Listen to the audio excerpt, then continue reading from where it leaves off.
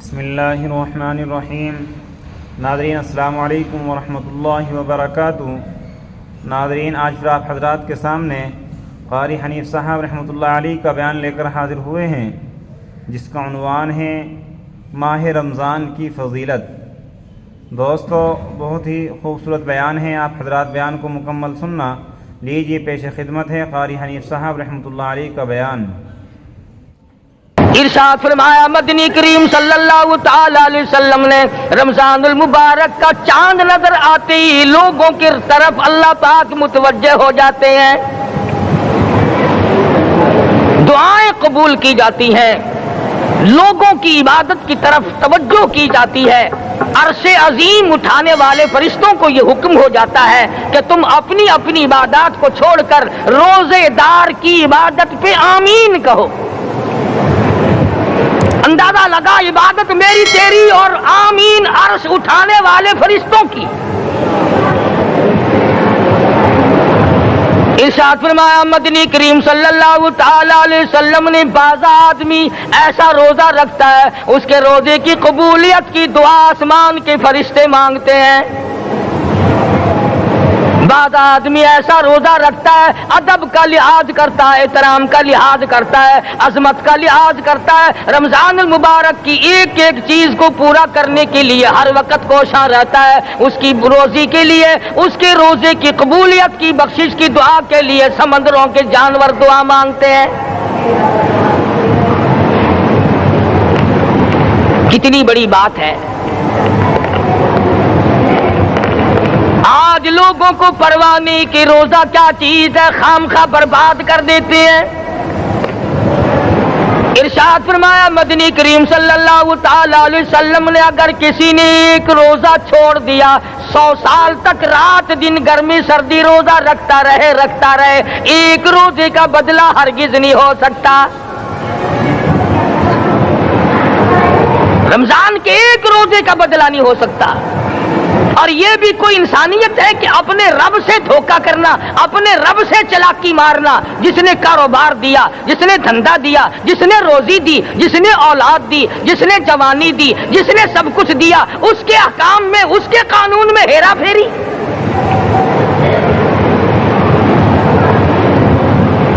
صحابہ کرام رضوان اللہ تعالی علیہ مجمعین کی جماعت کے یہاں تو ایسا ہرگز نہ تھا۔ وہ لوگ تو تن من دھن سے اپنے آپ کو قربان کیا کرتے تھے۔ اب آپ خیال فرمائیں کہ رمضان کا 17واں روزہ ہے اور جنگ بدر ہوا ہے۔ اسلام کی سب سے پہلی لڑائی روزوں میں ہوئی، اسلام کی سب سے پہلی لڑائی روزوں میں ہوئی۔ صحابہ کے پاس ریشن نہیں، اسلحہ نہیں، ساز و سامان نہیں، تلوار نہیں، تیر نہیں، گھوڑے نہیں، اونٹ نہیں، کچھ بھی نہیں، مگر پہلا میدان محمد کریم صلی اللہ علیہ وسلم کو جو صحابہ کرام کو بھگتنا پڑا وہ روزے کے ساتھ تھا اور گرمی کا موسم تھا۔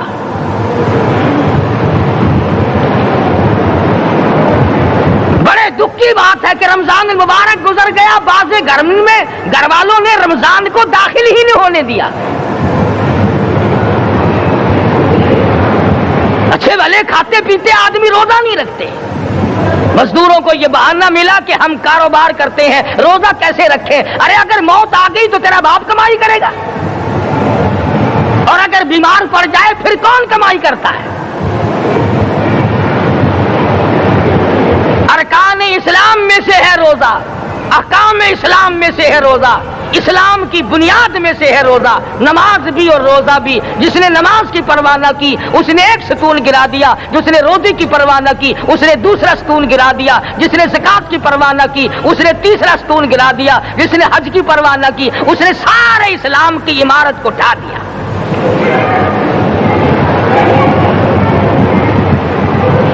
ارشاد فرمایا مدنی کریم صلی اللہ تعالی علیہ وسلم نے، کئی لوگ قیامت کے دن اپنی قبر سے اٹھیں گے، ان کے منہ سے کستوری کی خوشبو آ رہی ہوگی۔ لوگ کہیں گے الہی یہ کون لوگ ہیں؟ جواب ملے گا تم کھایا کرتے تھے، تم پیا کرتے تھے، یا روزے رکھا کرتے تھے، روزہ رکھنے والے لوگ ہیں۔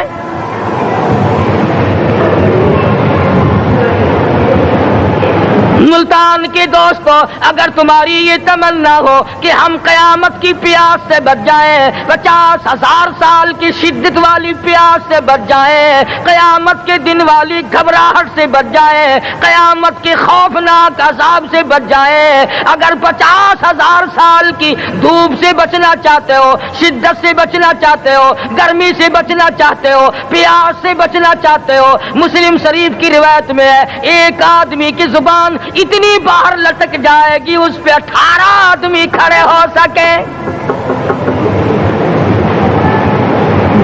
ان تمام پیاسوں سے، گھبراہٹوں سے اگر بچنا چاہتے ہو، اتنی شدید گھبراہٹ آئے گی، اتنا سخت ماحول بن جائے گا۔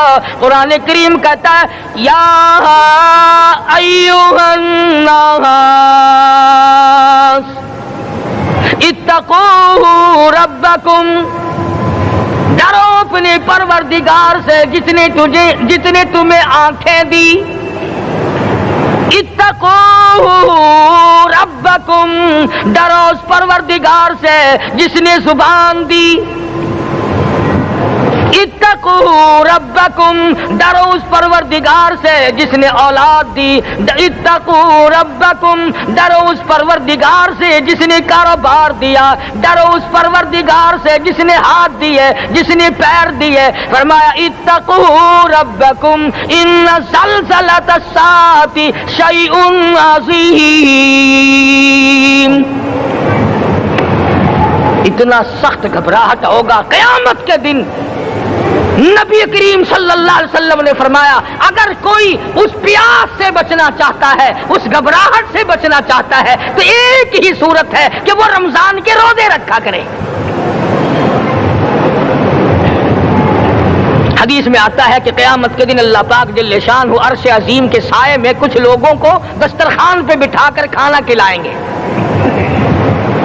اس تباہ کاریوں والے دن، پریشان حال والے دن، جس دن یہ حال ہو، فرمایا یوم یفر المرء من اخیہ وامہ وابیہ وصاحبتہ وبنیہ،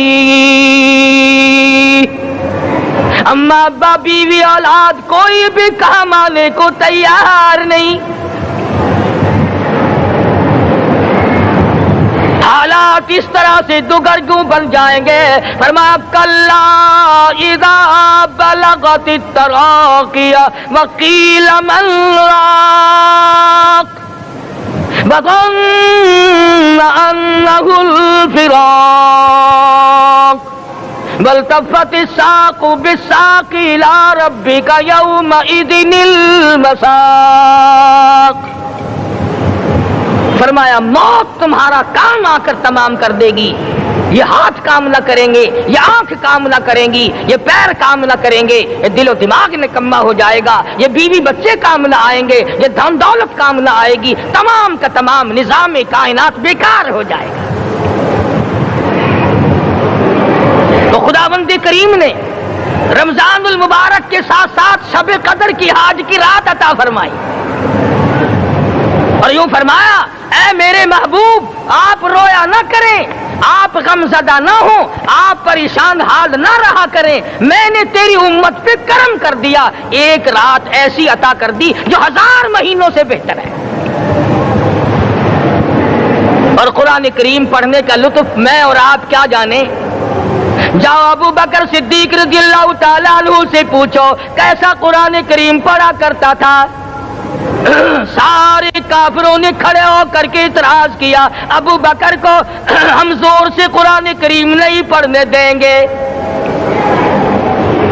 ابو بکر قرآن پڑھتا ہے، ہماری عورتیں پر اثر انداز ہوتا ہے، ہمارے بچوں پہ اثر ہوتا ہے، اور مکے کے کافروں کا یہ بیان ہے کہ جب صدیق اکبر قرآن پڑھتا تھا پہاڑ لرز جایا کرتے تھے۔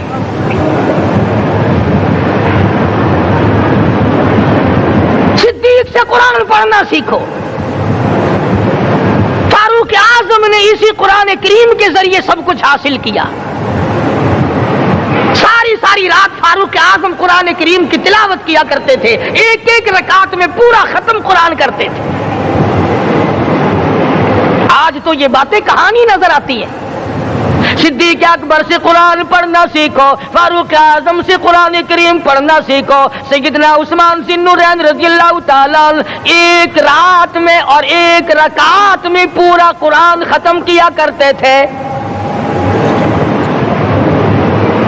نبی کا دوہرا داماد عثمان ذی النورین،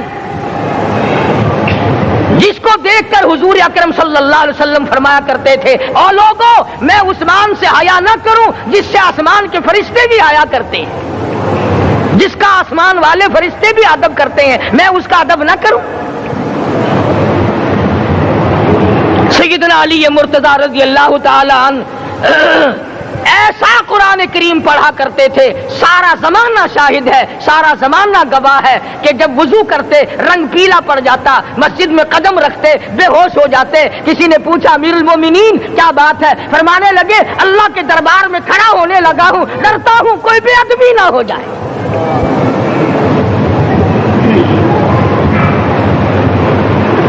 قرآن کریم ان سے پڑھنا سیکھو۔ حسین نے تلوار کی نوک کی تلواروں کی چھاؤں میں قرآن پڑھا، نیزے کی نوک پہ قرآن پڑھا۔ سعید بن مسیب نے تلواروں کی چھاؤں میں قرآن پڑھا۔ حضرت امام احمد بن حنبل نے کوڑوں کی گونج میں قرآن پڑھا۔ ابو حنیفہ رحمت اللہ علیہ نے جیل سے جنازہ نکلنے سے پہلے قرآن پڑھا۔ علامہ ابن تیمیہ نے جیل کے مینارے میں قرآن پڑھا اور کوڑے کھائے۔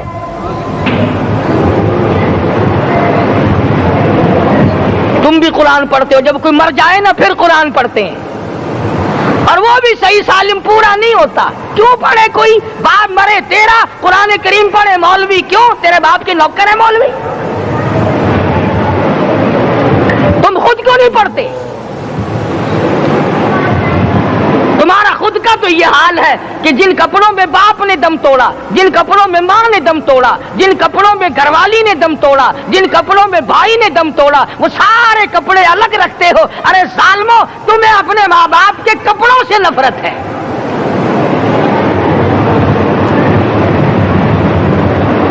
باپ کی دکان سے نفرت تو نہیں، باپ کی چارپائی سے بڑی نفرت ہے۔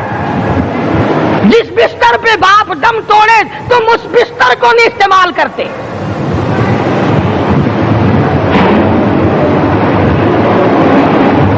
رسموں میں ڈوبے پڑے ہیں لوگ، رسمیں بنا رکھی ہیں، یوں کرنا چاہیے اور اس طرح سے کرنا چاہیے۔ لہد کے پانی سے بچو، مردے کے کپڑے سے بچو، مردے کی چارپائی سے دور رہو، فلاں چیز سے دور رہو۔ تم نے کبھی یہ بھی سوچا کہ اگر تمہارے بس کی بات ہو تم موت سے بھی دور رہ کے دکھاؤ نا؟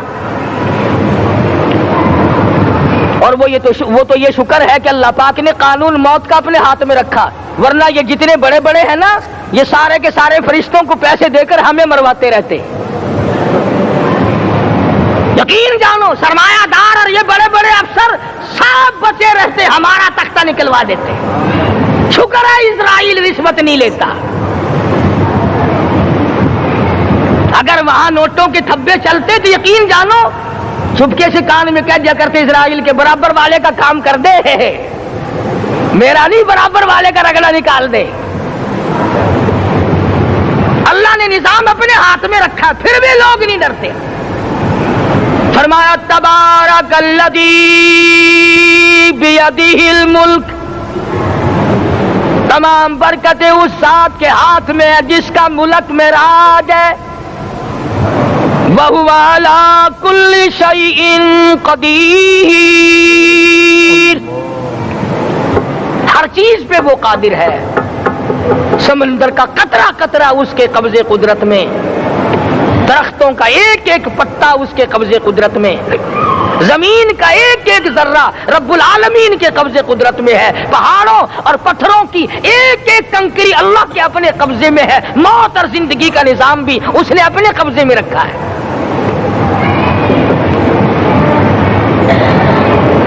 قرآن کریم ان سے پڑھنا سیکھو اگر کسی نے پڑھنا ہے۔ مجد الفسانی سرہندی رحمت اللہ علیہ جب قرآن کریم پڑھا کرتے تھے تھوڑا سا پڑھتے پھر بے ہوش ہو جاتے۔ شاہ ولی اللہ نے مار کھا کر قرآن کریم پڑھا، شاہ عبدالعزیز کے دونوں ہاتھوں کے انگوٹھے کھینچ کر نکال دیے گئے مگر قرآن پڑھا۔ مولانا شاہ اسماعیل شہید رحمت اللہ علیہ کو بالا کوٹ میں ٹکڑے کر دیے گئے، مگر اللہ والے نے قرآن کی تلاوت نہ چھوڑی۔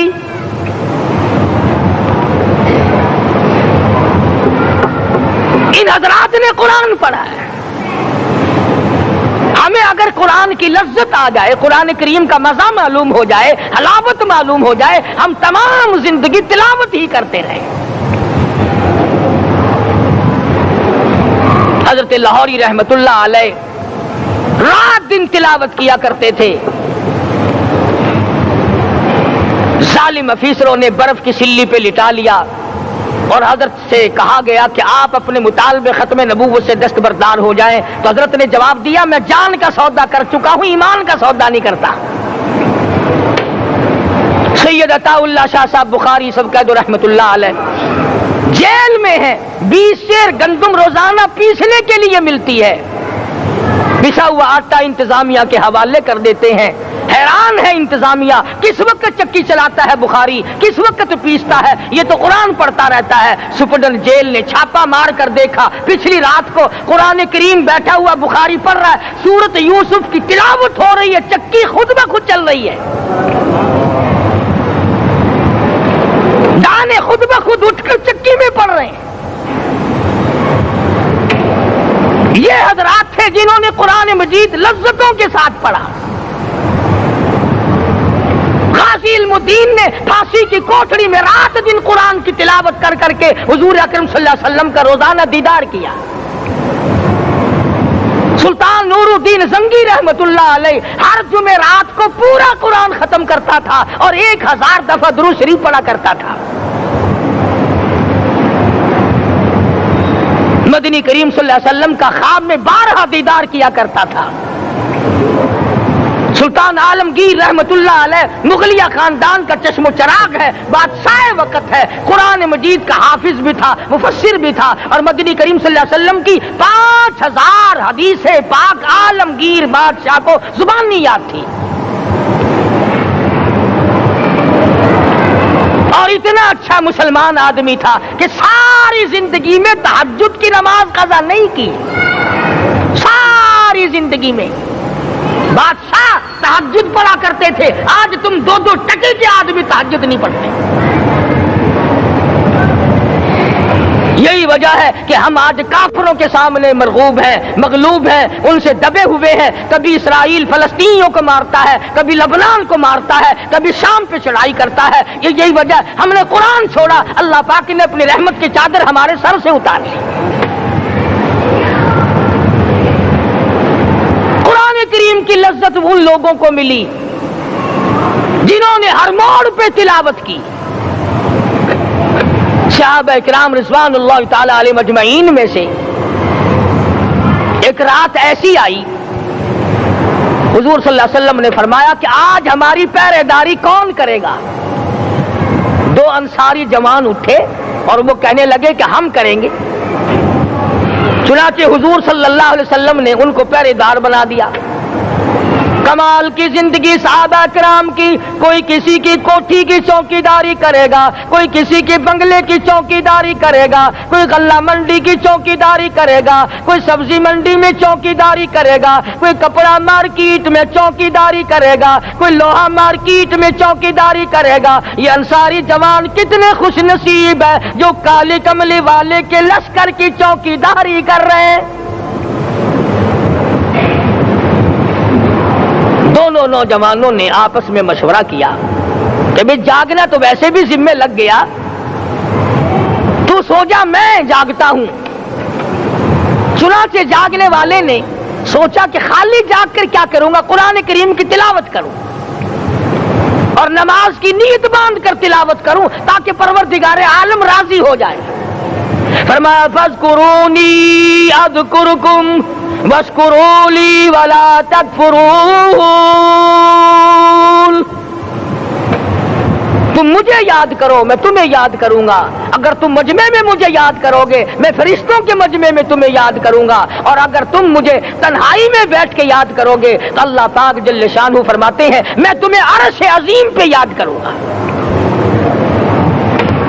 جس نوجوان نے اپنے ذمے جاگ نہ لیا، قرآن کریم کی تلاوت شروع کر دی، نماز کی نیت باندھ کر سورت کہف پڑھنے لگا، دشمن کی طرف سے تیر لگا کمر میں، پتہ ہی نہ چلا، کیسی نماز پڑھتا ہوگا کہ اس کو پتہ ہی نہ چلا، دوسرا تیر لگا، تیسرا تیر لگا، خون بہ کر سونے والے ساتھی کے نیچے پہنچا، اس نے اٹھ کر شور مچایا، نماز ختم کر، دشمن آ گیا۔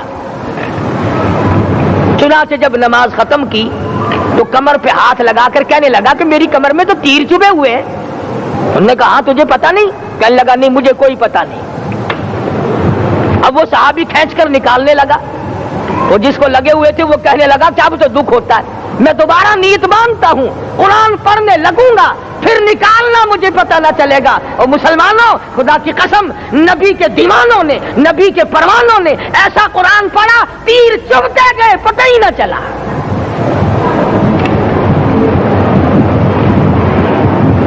میرے نبی، تیرے نبی، ساری کائنات کے نبی، عرشیوں کے نبی، فرشیوں کے نبی، مدنی کریم صلی اللہ علیہ وسلم نے ایک ایک وقت میں 15 دن درختوں کے پتے چبا کر خدا کا قرآن پڑھا۔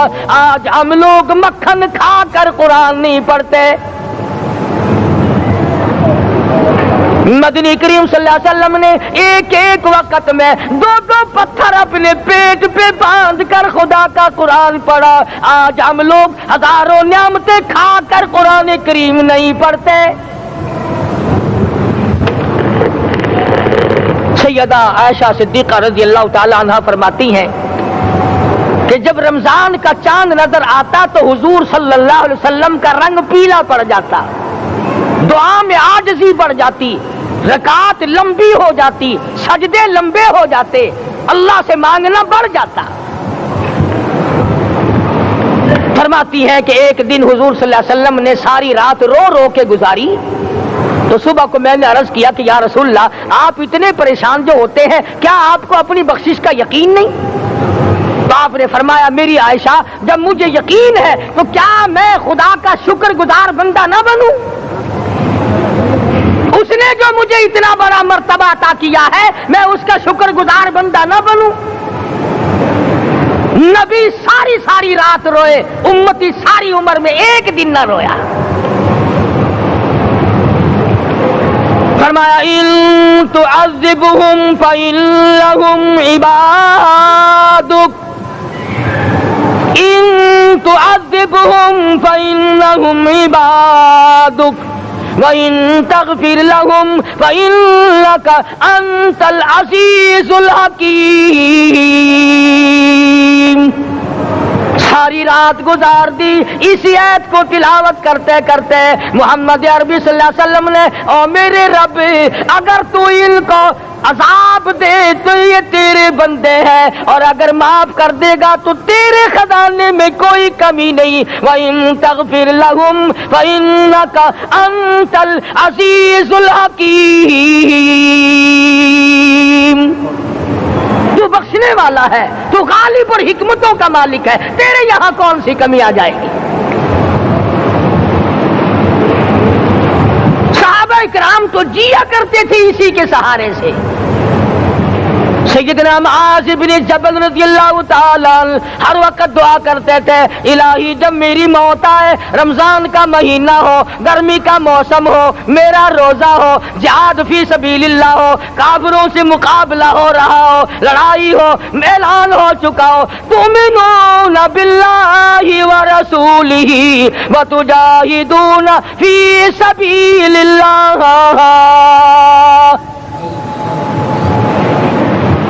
حضرت معاذ دعا کرتے ہیں کہ میں تو یہ دعا کرتا ہوں کہ گرمی ہو، میرا روزہ ہو، کفار سے مقابلہ ہو، وہ میرے ٹکڑے کر دیں، میری زبان کاٹ دیں، تیری عدالت ہو، میری پیشی ہو۔ جب میرا خدا پوچھے معاذ دنیا سے کیا لایا، عرض کروں الہی زبان کٹا کے آیا ہوں، روزہ رکھ کر آیا ہوں، ارادہ یہ ہے کہ تیرے محبوب کے حوض کوثر سے روزہ افطار کروں گا۔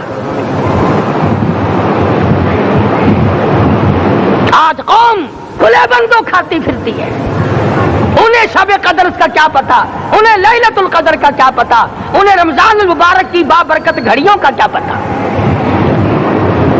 فرمایا انا انزلناہ فی لیلۃ القدر وما ادراک ما لیلۃ القدر. شب قدر وہ رات ہے جس میں نے قرآن کو نازل کیا. جمہور علماء کے نزدیک آج کی رات ہے وہ جس میں قرآن کریم نازل ہوا. حدیث میں آتا کہ جنت میں درخت اسی رات میں لگائے گئے. حضور صلی اللہ علیہ وسلم نے فرمایا کہ جنت کو اسی رات میں سجایا جاتا ہے, جنت کے دروازوں کو کھول دیا جاتا ہے, ایک ہوا چلتی ہے, حلقے بجتے ہیں, پوچھا جاتا ہے یہ کیا بات ہے, جواب ملتا ہے کالی کملی والے کے امتیوں کے لیے جنت کو کھول دیا گیا. آج جو لوگ مانگ رہے ہیں, جو لوگ اللہ کے ذکر میں بیٹھے ہیں, یہ پاگل نہیں, یہ دیوانے نہیں.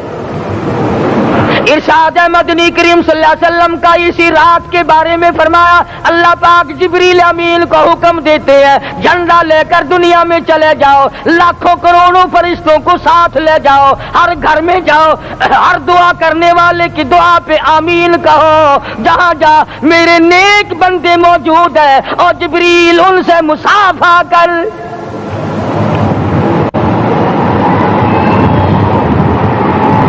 قسم کا آدمی آج بھی محروم ہے, مرد بھی عورتیں بھی کان کھول کر سن لیں. 4 قسم کے آدمی آج کی رات بھی اللہ کی رحمت سے محروم ہے, شب قدر کی برکتوں سے محروم ہے, سعادتوں سے محروم ہے, رمضان کی خوشبختیوں سے محروم ہے. 4 قسم کا آدمی. سب سے پہلا شرک کرنے والا, اللہ کی ذات میں صفات میں کسی ولی کو, کسی پیر کو, کسی فقیر کو, کسی پیغمبر کو, کسی غوث قطب اور ابدال کو جو شریک کرتا ہے, نہ اس کو شب قدر کام آتی ہے نہ رمضان کام آتا ہے. شرک اتنی بری لعنت ہے کہ تمام اعمال کی جڑیں اکھاڑ کر پھینک دیتا ہے. آج مسلمان چلاک بڑے ہیں, اگر ہندو پتھر کا بت بنا کر پوجے تو وہ تو کافر ہے, اور مسلمان قبر بنا کر پوج لیں تو وہ پکا مومن ہے. الف لام میم سے لے کر والناس تک سارا قرآن پڑھو, ترجمے چھپے ہوئے ترجموں کے قرآن پڑھو. فرمایا لا تشرک باللہ, اے معاذ اللہ کی ذات و صفات میں کسی کو شریک نہ بنانا. ان قتلت او حرقت, یہاں تک کہ تجھے چاہے جلا دیا جائے یا قتل کر دیا جائے, جلا کر خاک کر دیا جائے, اللہ کی ذات صفات میں کسی کو شریک نہ بنانا. اور یہی مفہوم ہے لا الہ الا اللہ محمد الرسول اللہ صلی اللہ علیہ وسلم کا. فاران کی چوٹیوں پہ کھڑے ہو کر کالی کملی والے صلی اللہ علیہ وسلم نے جو سب سے پہلا خطبہ دیا, جو سب سے پہلا نرالا خطبہ دیا, وہ یہی تھا لا الہ الا اللہ, اللہ کے سوا معبود کوئی نہیں, پوجا کے قابل کوئی نہیں, نظر نیاز کے قابل کوئی نہیں, حاجت روا کوئی نہیں, مشکل کشا کوئی نہیں, تیری میری فریاد سننے والا کوئی نہیں, ایک اللہ کی ذات ہے.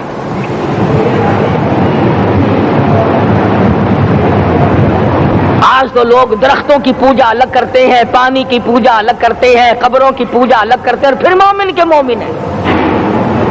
تو 4 قسم کے آدمی اس رات میں بھی اللہ کی رحمت سے محروم ہے.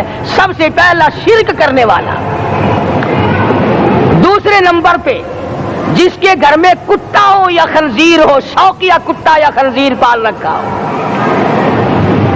تیسرے نمبر پر وہ مرد عورت جو بدکاری بدماشی کر کے بے غسلے پڑے ہوں, اس گھر میں جبریل یا کوئی رحمت کا فرشتہ آج دریائے کرم بہ رہا ہے پھر بھی نہیں جاتے.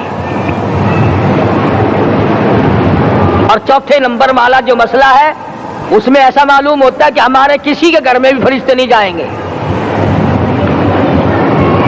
اب پہلے 3 نمبروں میں تو آپ خوش ہو گئے ہوں گے کہ الحمدللہ کافی سارے لوگ ہیں جو شرک نہیں کرتے یا کتا خنزیر نہیں پالتے. الحمدللہ نیک لوگ ہیں, اچھی نسل ہے, شرافت والے ہیں, بدکاری بدماشی زنا بھی نہیں کرتے. مگر چوتھا جرم ایسا ہے کہ وہ عام لوگ کرتے ہیں اور عام گھر محروم رہ جاتے ہیں، اور وہ ہے شوقیہ تصویر گھر میں رکھنا۔ ایک لڑکا اٹھتا ہے گھر میں، کبھی کسی کی تصویر لگا لیتا ہے، کبھی کسی کی تصویر لگا لیتا ہے۔ ایک لڑکے نے جو حرکت کی سارا گھر محروم ہو گیا اللہ کی رحمت سے۔ شب قدر والی رات میں، لیلۃ القدر کی رات میں، نجات والی رات میں، کامیابی والی رات میں، رستگاری والی رات میں، اللہ کی رحمت والی رات میں، بخشش والی رات میں، آج کی رات میں اللہ پاک کروڑوں آدمیوں کو دوزخ سے نکال کر جنت کا داخلہ عطا فرمائیں گے۔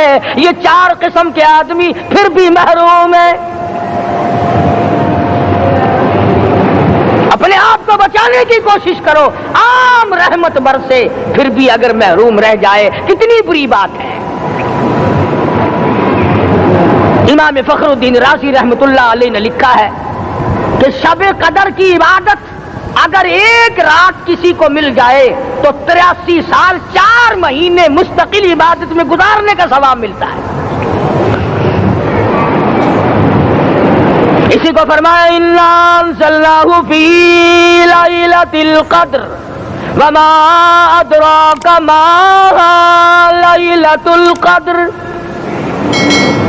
یہ وہ برکت والی رات ہے، یہ وہ رحمت والی رات ہے، اور لوگوں مانگنے والی رات ہے، جھولی پھیلانے والی رات ہے، بگڑی بنوانے والی رات ہے، اجڑوں کو بسانے والی رات ہے، بچھڑوں کو ملانے والی رات ہے، اللہ کا دروازہ کھٹکھٹانے والی رات ہے، اللہ کے آسمان کی طرف سے آوازیں آتی ہیں مانگو کیا مانگتے ہو، وہ رات ہے۔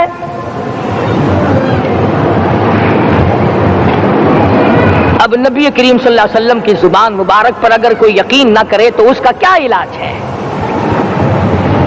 صحابہ کرام کو تمام چیزوں پہ یقین تھا، اس لیے قرآن نے ان کی گواہی دی اِذْ جَاءُوكُم مِّن فَوْقِكُمْ وَمِنْ أَسْفَلَ مِنكُمْ وَإِذْ زَاغَتِ الْأَبْصَارُ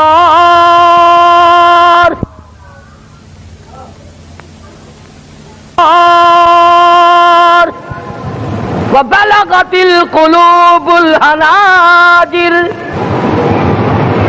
فرمایا کہ صحابہ کے سانس گلے میں اٹک گئے تھے، پیاس اور بھوک کی وجہ سے میدان جہاد میں کھڑے تھے، پریشان حال تھے، مگر پھر بھی اتنا مضبوط ایمان تھا، کہتے تھے وَمَا زَادَهُمْ إِلَّا إِيمَانًا وَتَسْلِيمًا، ہمارا نبی سچا، ہمارا خدا سچا، ہمارا قرآن سچا۔ بے شمار واقعات قرآن کریم پیش کرتا ہے صحابہ کرام نے کہ انہوں نے اپنی زندگی میں کبھی بھی اس قسم کا کام نہیں کیا جس سے اسلام بدنام ہوتا ہو۔ حضرت امیر معاویہ رضی اللہ تعالیٰ عنہ کاتب وحی قرآن کا منشی، اتنا سچا عاشق تھا، اتنا بڑا دیوانہ اور پروانہ تھا، صلح حدیبیہ والے دل جو مدنی کریم صلی اللہ علیہ وسلم کے منہ مبارک، بال مبارک ہاتھ آئے، حضور کے ناخن ہاتھ آئے، آخری وقت میں وصیت کی جب مجھے غسل دے کر فارغ ہو جاؤ، جب کفن پہنا چکو، جب میرا منہ کفن میں چھپانے لگو، میرے آقا کے ناخن اور بال میرے آنکھوں پہ رکھ دینا۔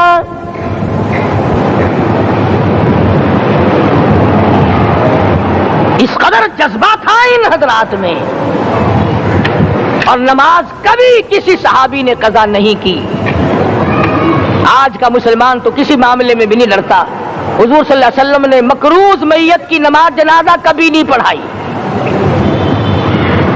آج جس نے کسی کا قرضہ دینا ہو وہ پرواہ ہی نہیں کرتا، نہ موت سے ڈرتا ہے، نہ قبر سے ڈرتا ہے، نہ حشر سے ڈرتا ہے، نہ اللہ کے عذاب سے ڈرتا ہے۔ جب بھی کوئی مر جاتا حضور اکرم صلی اللہ علیہ وسلم تشریف لاتے، پہلے پوچھتے اس کے ذمے کسی کا قرضہ تو نہیں، یا کوئی ضامن بنتا، اور یا خود حضور صلی اللہ علیہ وسلم فرماتے کہ میں قرضہ ادا کروں گا، پھر آپ جنازے کی نماز پڑھایا کرتے تھے۔ اتنے بڑے جذبے کے مالک تھے صحابہ کرام کہ انہوں نے کسی موڑ پہ بھی حضور صلی اللہ علیہ وسلم کو یوں خالی نہ چھوڑا، تنہا نہ چھوڑا، آپ کے ساتھ نہ چھوڑا، قرآن کریم کے حکموں کی کبھی بھی خلاف ورزی نہ کی۔ یہی وجہ تھی کہ اللہ پاک نے ان کو پوری دنیا کا مالک بنایا۔ کابل سے لے کر طرابلس تک کا علاقہ صحابہ کرام نے تمہیں فتح کر کے دیا، اور ظالم مسلمانوں آج صحابہ نے جو علاقے تمہیں فتح کر کے دیے تھے آج وہاں کفر دندنا رہا ہے۔ تم نے کفر کے جھنڈے لہرائے، تم نے کفر کے حوالے کیا مسلمانوں، اور پھر تان صحابہ پہ کرتے ہو۔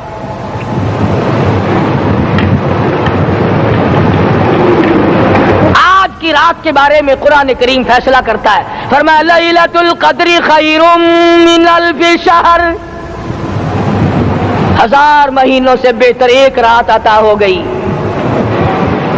اللہ کے لاڈلے نبی حضرت محمد الرسول اللہ سب کہہ دو صلی اللہ علیہ وسلم کو رنج ہوا، میری امت کی عمریں کم ہیں، پہلی امتوں کے لوگ بازی لے جائیں گے، ان کی نیکیاں بڑھ جائیں گی۔ اللہ پاک نے فرمایا میرے محبوب غمزدہ نہ ہو، پریشان نہ ہو، میں نے تیری امت کو ایک رات ایسی دے دی جو 1000 مہینوں سے بہتر ہے۔ مگر آج کی رات میں کون سے سینما بند ہو گئے؟ آج کی رات میں لوگوں نے کون سا جوا کھیلنا چھوڑ دیا؟ آج کی رات میں کون سے لوگوں نے روزے رکھ کر عبادت میں نیت باندھ لی؟ الحمدللہ نیکی کرنے والوں کی بھی کمی نہیں، مگر بغاوت کرنے والوں کی بھی تختے زمین پہ کمی نہیں۔ خدا کہتا مانگو کیا مانگتے ہو، ہم کہتے نہیں ہمیں ضرورت ہی نہیں۔ فرمایا تنزل الملائکۃ والروح فیہا بإذن ربہم من کل امر سلام۔ جبریل آسمان سے آئے، کروڑوں لاکھوں فرشتے آئے، عرش عظیم کو چھوڑ کر فرشتے تیری عبادت کو دیکھنے آئے، بیت المعمور کی عبادت کو چھوڑ کر فرشتے تیری دعا پہ آمین کہنے آئے، تو سویا ہوا ہے۔ ایک ہی فکر ہے کہ مجھے عید کے لیے جوتے لانے ہیں، کپڑے سلوانے ہیں، فلاں چیز کرنی، اور یہ فکر نہیں کہ ایسا نہ ہو اگر رمضان میں میری نجات نہ ہوئی تو میں مارا جاؤں گا۔ اس کی ذات بڑی بے نیاز ہے، وہ جب کسی کو نوازتا ہے تو یوں ہی نوازتا ہے۔ اللہ اکبر۔ ساری ساری رات رونے والے لوگ، فرمایا والذین یبیتون لربہم سجدا وقیاما، وہ لوگ کامیاب ہیں جن کی راتیں سجدوں میں بیت گئی۔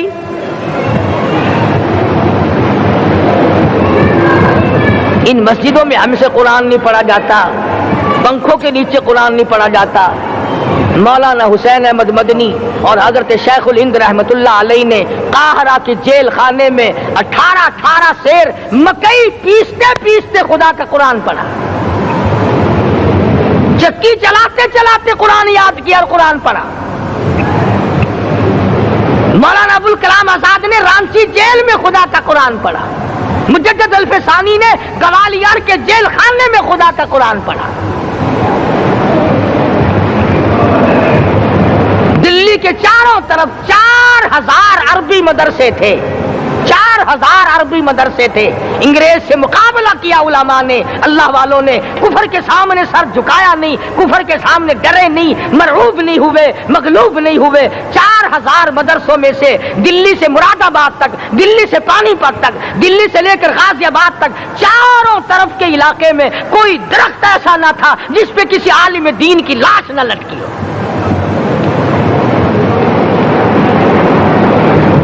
اسلام کی حفاظت بابو نے نہیں کی، اسلام کی حفاظت انگریزی خانوں نے نہیں کی، بوریا نشینوں نے کی ہے، مسجد میں بیٹھنے والوں نے کی ہے، لوٹے سے وضو کرنے والوں نے کی ہے، سوکھے ٹکڑے کھانے والوں نے قرآن کی حفاظت کی ہے، انگریزی خانوں نے نہیں کی ہے۔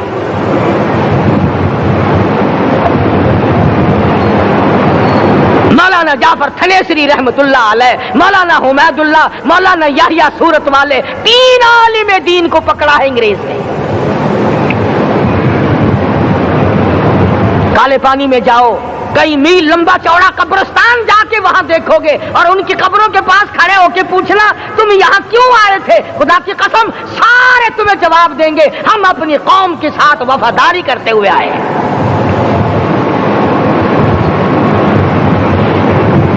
पैरों में बेड़ियां हैं, चाबुक मारे जा रहे हैं उलमाए दीन को।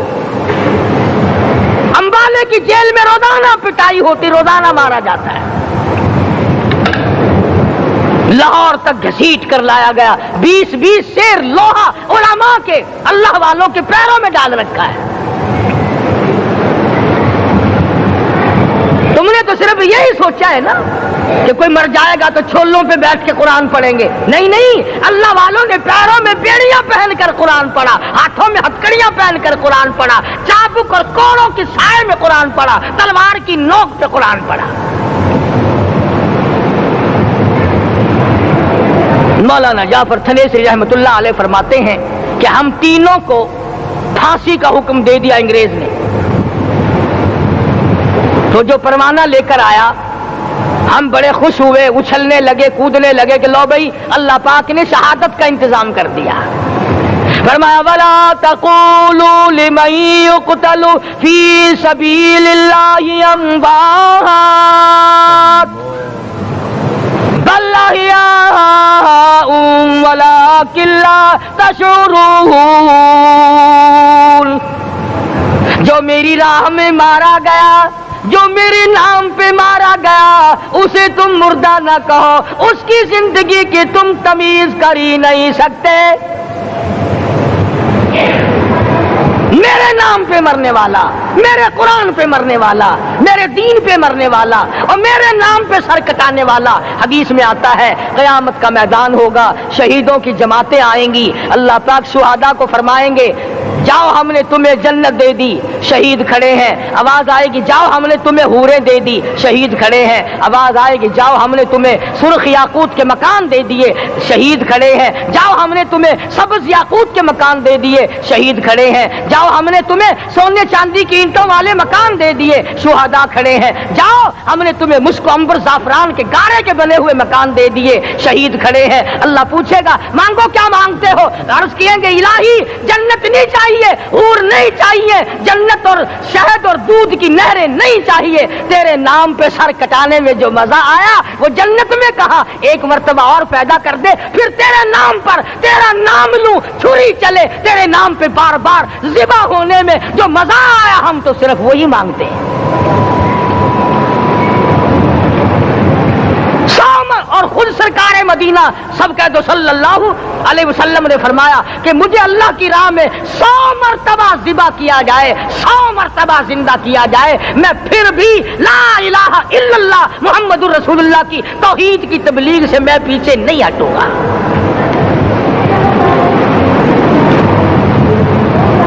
कभी तो गौर करो अक्लमंद हो सारे कि आज मुसलमान क्यों मार खा रहा है। अफगानिस्तान में मुसलमान पिट रहा है, हिंदुस्तान में मुसलमान मार खा रहा है, फलस्तीन में मुसलमान मार खा रहा है, लेबनान में मुसलमान की पिटाई हो रही है, श्रीलंका में मुसलमान को ज़िबा किया। आखिर हो क्या गया? हमने ऐसा क्या गुनाह कर दिया कि चारों तरफ कुफर चढ़ गया और हम मर गए? तुमने कुरान छोड़ा, अल्लाह ने अपनी रहमत की चादर उतारी, अल्लाह ने साथ छोड़ दिया, अल्लाह ने नुसरत करनी छोड़ दी। वरना कुरान में खुदा का वादा है, मुसलमान तू खड़ा हो जा, मुजाहिद बनकर मैदान में तू आ, मुकाबला मैं करूंगा। खुदा की कसम ये कुरान गवाह है, आल इमरान गवाह है, चौथा सिपारा कुरान का गवाह है कि सहाबा कहते हैं हमने छड़ी, दरख्त की छड़ी, कामची तोड़कर काफिर की तरफ यूं इशारा किया, गर्दन वो जाके पड़ी। मैदान बदर में मरने वाले काफिरों का बयान है कि हमें इन्होंने नहीं मारा, हमें तो किसी और ने मारा है।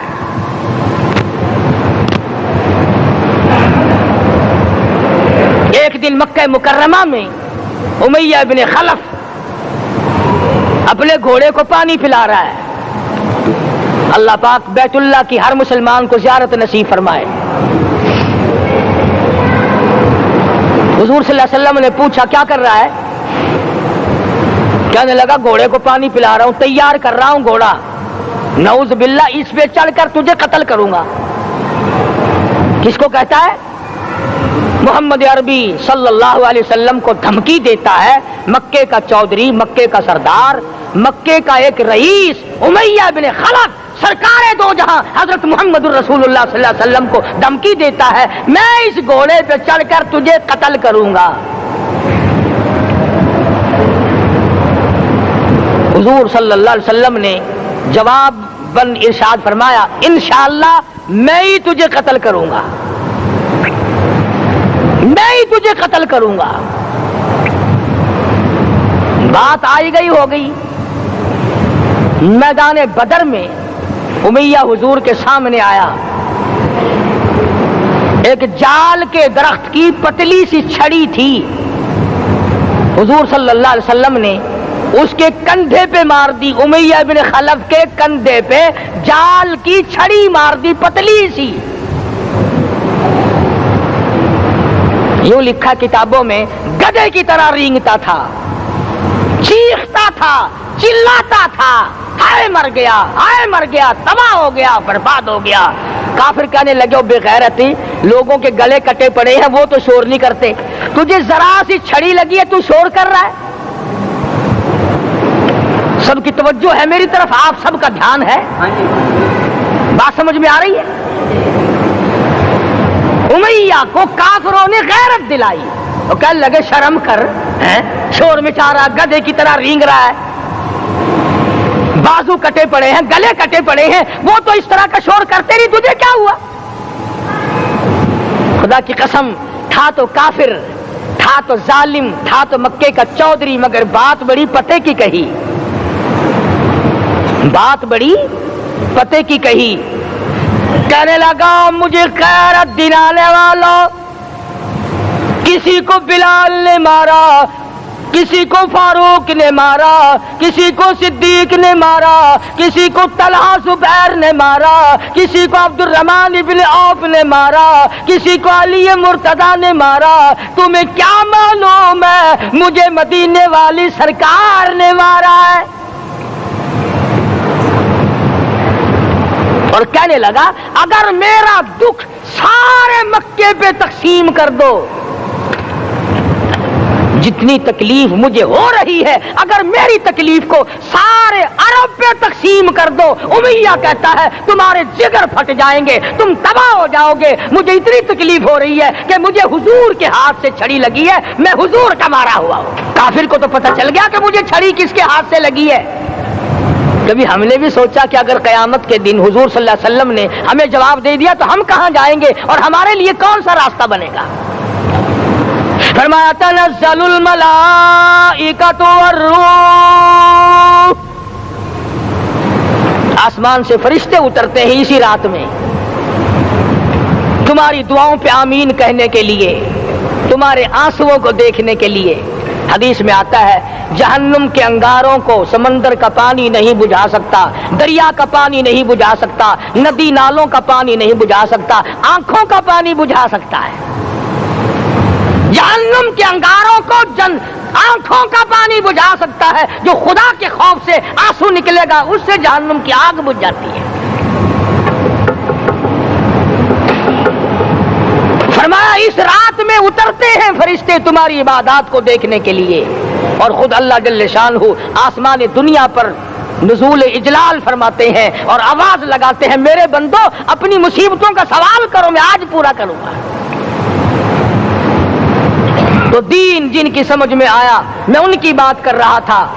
مولانا جعفر تنیسری رحمت اللہ علیہ اور یہ تینوں بزرگ خوش ہو گئے، اللہ پاک نے شہادت کا انتظام کر دیا۔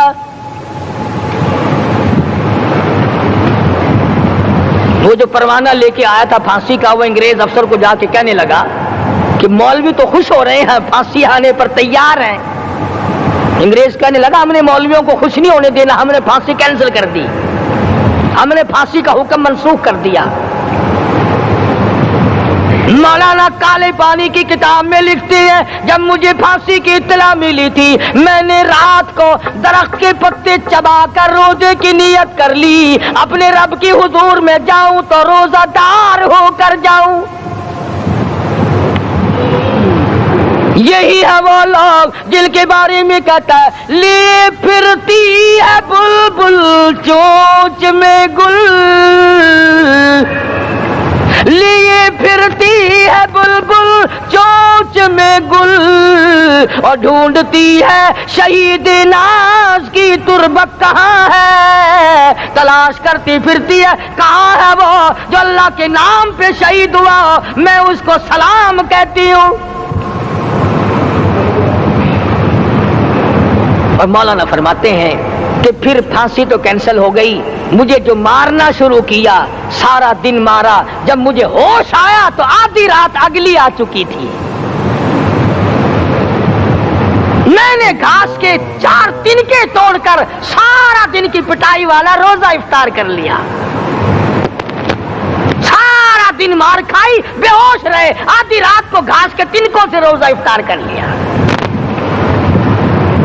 تو پھر فرماتے ہیں کہ پھر ہمیں جیل پنجروں میں بند کیا، مجھے جس جو نوکدار تار لگائے گئے ملتان ڈسٹرکٹ جیل میں لانے کے لیے، چودھری افضل حق صدر احرار نے اپنی کتاب میں لکھا ہے کہ میں نے اس کوٹھڑی میں بیٹھ کر یہ کتاب لکھی ہے جہاں مولانا تھنیسری اور مولانا یحییٰ پٹنے والوں کو کوڑے لگے تھے اور جہاں پھانسی دینے کا باقاعدہ پروگرام بنا تھا۔ فرماتے ہیں کہ نوکدار تار تھے، نہ میں کھڑا ہو سکتا تھا نہ میں بیٹھ سکتا تھا، مجھے یقین ہو گیا کہ میرا آخری وقت ہے، میں اب رخصت ہو جاؤں گا۔ دوستو، آپ حضرات سن رہے تھے حضرت مولانا قاری حنیف رحمۃ اللہ علیہ کا بیان۔ کتنے خوبصورت انداز میں حضرت بیان فرما رہے تھے، کس طریقے سے اللہ کے نبی صلی اللہ علیہ وسلم نے زندگی گزاری، آپ کے صحابہ نے کس طریقے سے دین پر محنتیں کی، تب جا کر یہ دین ہم تک پہنچا ہے۔ دوستو، آج ہم اس دین کی قدر نہیں کرتے کیونکہ ہمارا اس پر کچھ لگا نہیں ہے۔ صحابہ اکرام رضی اللہ تعالی عنہ اجمعین نے بڑی بڑی قربانی دے کر یہ دین ہم تک پہنچایا۔ اللہ کے نبی صلی اللہ علیہ وسلم نے کتنی مشقتیں برداشت کی، کتنی مشقتیں اٹھائی ہیں۔ آپ حضرات اگر اس چیز کا اندازہ لگائیں تو امید ہے کہ آپ حضرات کے دل کے اندر اس کی قدر بڑھ جائے۔ دوستو، یہ دین بڑا مبارک دین ہے، جس کی زندگی کے اندر اللہ تبارک و تعالیٰ نے دین کو داخل کر دیا، وہ دنیا میں بھی کامیاب ہو گیا اور آخرت میں بھی کامیاب ہو گیا۔ اس لیے ہمیں چاہیے کہ ہم اللہ کے نبی صلی اللہ علیہ وسلم کے طریقے کے مطابق زندگی گزاریں، آپ کے بتائے ہوئی سنتوں پر عمل کریں، صحابہ اکرام رضی اللہ تعالی عنہ اجمعین کے واقعات کو سامنے رکھتے ہوئے اپنے آپ کو اللہ کے حوالے کر دیں، اور جس طریقے سے صحابہ اکرام نے زندگی گزاری ہے اس طریقے سے زندگی گزاریں۔ دوستو، ایک صحابی نے ایسی ایسی قربانی دی ہے جس کو سن کر دل تڑپ جاتا ہے۔ اس لیے ہمیں چاہیے کہ ہم اللہ کے نبی صلی اللہ علیہ وسلم کے بتائے ہوئے طریقے کے مطابق زندگی گزاریں۔ امید ہے کہ آپ حضرات کو یہ بیان پسند آیا ہوگا۔ قاری حنیف صاحب رحمۃ اللہ علیہ کا بیان سننے کے لیے ہمارے چینل کو سبسکرائب کریں، ویڈیو کو لائک اور شیئر کریں۔ چلتے ہیں، پھر اگلے بیان میں ملاقات ہوگی۔ السلام علیکم ورحمۃ اللہ وبرکاتہ۔